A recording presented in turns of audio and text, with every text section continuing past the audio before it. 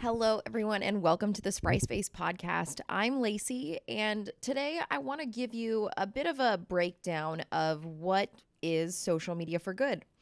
We've been talking about social media for good on this podcast for going on 8 months now. We're into our 8th month of talking about social media for good, and I want to give you a history of how we came up with this concept overall and what it means to us and what our vision is for it for the future. So I hope that this is a nice little deep dive for you and that you enjoy it very much. I've got my dog Tug here next to me, so if we want to consider him a guest, we'll consider him a guest. I'll ask his opinion as we go here. Social media for good is a concept that we came up with just about a year ago now at Spry.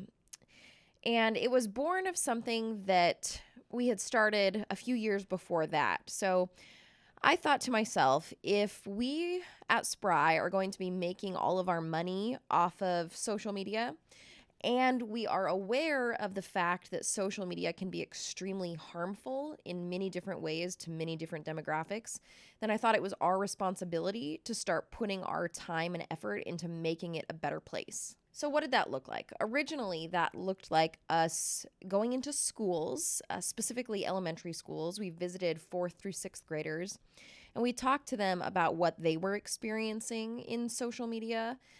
Some of them already had social media accounts and some of them didn't, but most of them had almost unlimited access to devices that could access the internet.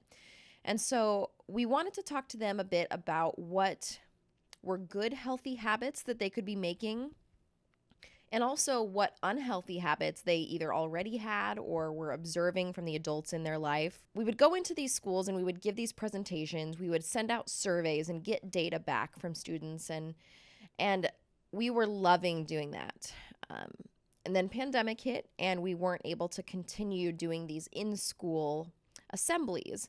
And so we thought, how can we continue to have a really good focus on social media for good and maybe hit some other demographics as well?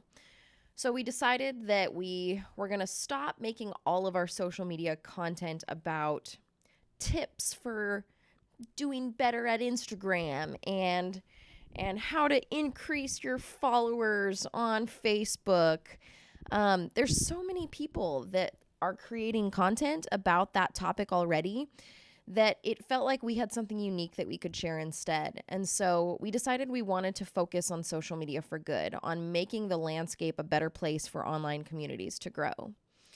Because honestly, if we don't do this, or if nobody does this, then in the very near future, social media as a means of human connection and a means of growing your businesses, it won't work anymore. It's going to blow up if people don't actually start intentionally trying to make it a better place. So I'm going to walk through a little bit of what we mean when we say social media for good. So here are some of the whys that people use social media for. Why are we using social media in the first place? This is a question that we asked the students, and it's a question that we've polled our peers on as well. And here's what we've gotten from that. Number one is human connection. Human connection is the biggest reason that people use social media. We want to stay in touch with our friends. We want to stay in touch with our family. We want to be able to connect with people who we can't see face to face all the time. So being able to remember that the why of social media starts with human connection is an imperative part of actually using social media for good. Another reason people use social media is self-expression. So I love to express myself. I grew up as a dancer and a performer, and so having the opportunity to use social media to perform in a way has been so beneficial for me personally. But you can see it in all the people who are creating content online. You see this huge rise in TikTok and people making video content, people sharing the art that they're doing through social media. It's such a beautiful way to express ourselves through social media. So that's another why. A third why for social media is education. People go onto social media to learn. sometimes even if they don't go on to learn, they get tricked into learning because people are great content creators. Some of the things that I've learned this year from social media alone is a lot of people know the beekeeper in Texas who has gotten very popular over the last year. I have so much new respect for bees from watching this woman's content. We also got a few new clients this year who are all native tribes. The Menominee tribe, the Navajo Nation, the Standing Rock Sioux tribe. And because of our work with them, we've plugged into a lot of the indigenous Instagram and indigenous TikTok movements. And the amount that I've learned about history that I didn't understand without being plugged into these channels is astounding. I'm so grateful for social media for allowing me to have access to people who are creating content that is educating me and educating millions of other people. So education is another big reason that people use social media. The last one on my list is entertainment. That's the reason most people are drawn there or think that they're drawn there in the first place is I'm bored. I need to be entertained. I'm going to open social media. I'm going to scroll through TikTok. I'm going to swipe through Instagram. This is one of the big reasons that people use social media is entertainment. So going back to this, part of social media for good is understanding the why. Some of the main whys are human connection, self-expression, education, and entertainment. Okay, so remember that when you are going on to use social media, you've got to have some intentionality and say, why am I opening this app right now? Is it because I want to connect with someone? Do I want to express myself? Do I want to learn something? Do I want to laugh? Okay. Keep that in mind, and that will help you stay on the track of social media for good. So one of the things that we get challenged on a lot when we talk about social media for good is what is good anyway, because it's so subjective. So we developed what we think good means. I'd love to hear feedback from other people about what good means to them. So here's some of what good means to us. Good social media should connect people. Okay, it's no surprise that I bring up connect people when human connection is the first why of social media. So good social media should connect people. What we've seen a lot over the past couple of years is social media that divides people.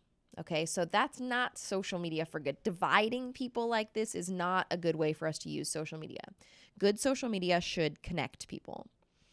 Another thing that would make good social media is content that promotes diversity, equity, and inclusion. This has been in the forefront of people's minds over the last few years, and I think a lot of people, not all people, but a lot of people want to do a good job at this. They want to promote diversity. They want to promote equity. They want to promote inclusion. And it takes a high level of mindfulness to make sure that we are continuing to question ourselves in the content that we're creating and the content that we're ingesting to know if it is doing this promotion of diversity, equity, and inclusion. You know, there's big discussions about what type of color you use for the emojis, what type of skin color. And we've got a whole podcast that talks about emoji use.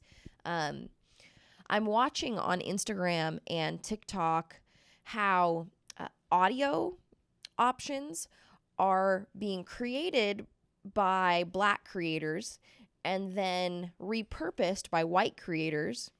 And we've seen that there's actually this large group of Black people who have been avoiding TikTok because of this. There are white creators who are using audio or dance moves from Black TikTok creators, and the white creators are prioritized algorithmically for many reasons.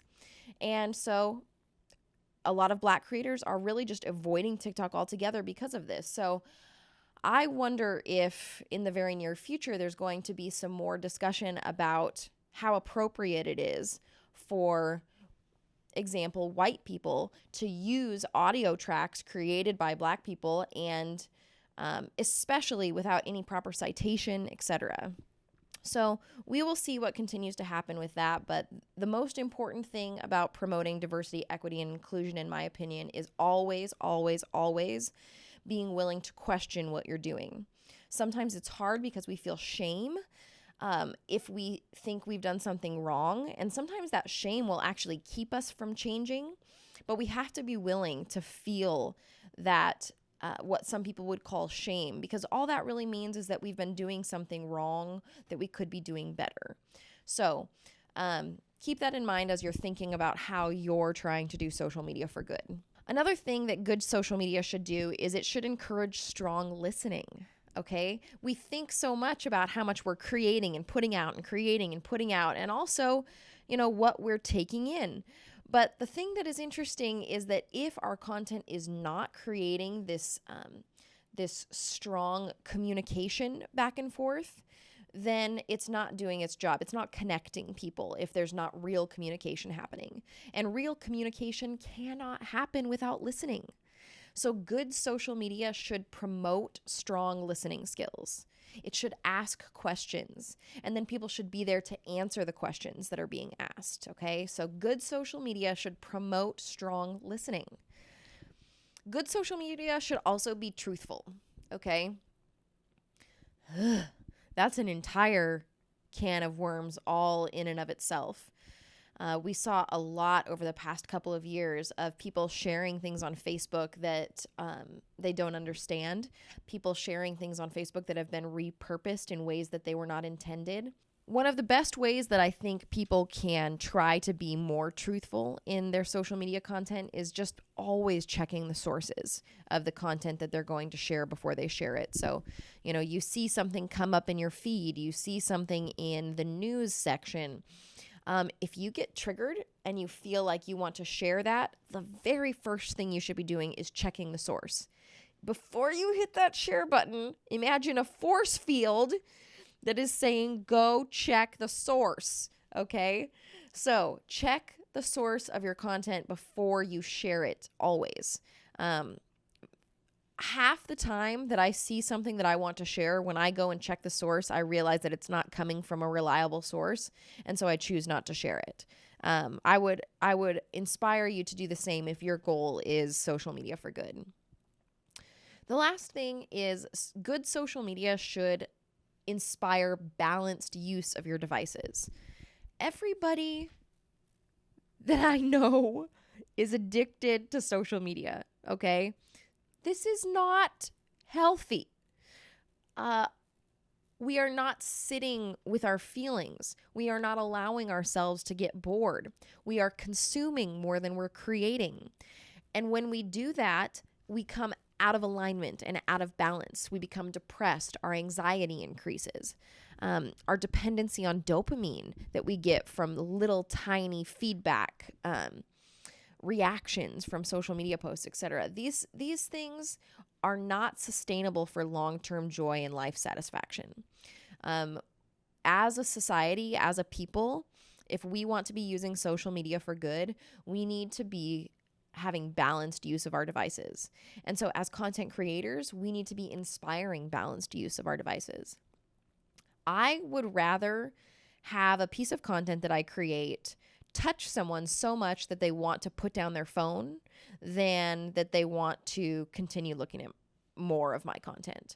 I want them to be inspired to live their real life, to do real things instead of just continuing down the rabbit hole of social media. It's so important that we have balanced use with our devices. Or like I said earlier, the platforms, the devices, this way of life and being will blow up. It won't be possible for us to connect with humans anymore because people will get too burnt out of using their devices. So I want to look for a second about how social media can go wrong. So social media can go wrong for a few different reasons. One is having pretty weak core values.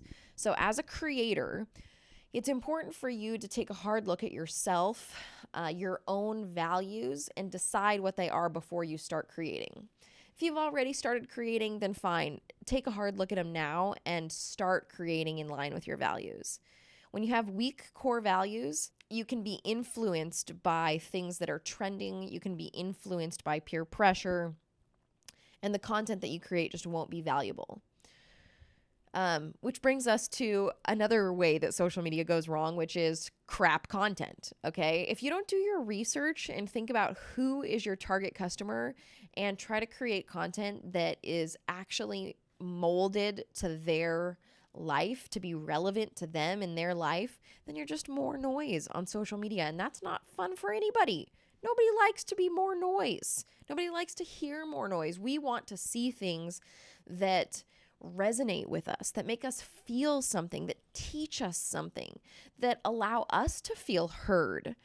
So crap content, easy way to make social media go wrong.